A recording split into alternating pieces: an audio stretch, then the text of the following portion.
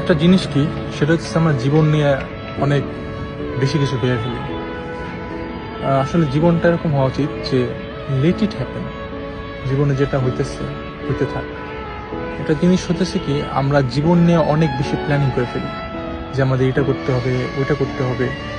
একটা সময় এসে যখন আমাদের চাওয়ার জিনিসগুলো আসলে আমরা পাই না, তখন আসলে আমরা কি ফ্রাস্ট্রেট হয়ে যায়, প্রচুর পরিমাণে জীবনের উপর ফ্রাস্ট্রেট হয়ে যায়। তো খুব বাজে রিয়েলাইজেশন হয়, কেন আসলে করতে পারলাম না, নিজের প্রতি গিল্ট তৈরি হয়। একটা জিনিস কি ভাই, জীবনকে আসলে জীবনের মতো চলতে দেওয়া উচিত। জীবনকে যদি আসলে জীবনের মতো না চলতে দেই, তাহলে তো সেটা জীবন হইল না, তাই না? তো একটা জিনিস কি, জীবন আমাদের জন্য, আমাদের সবার জন্য কিছু না কিছু এমন এমন কিছু রাখছে যেটা আসলে আমাদের কল্পনারও বাহিরে।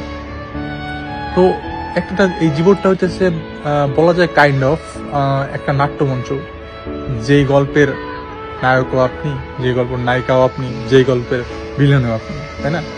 তো আমাদের সবার উচিত যে জীবনের একদম শেষ পর্যন্ত স্টেজে থাকা।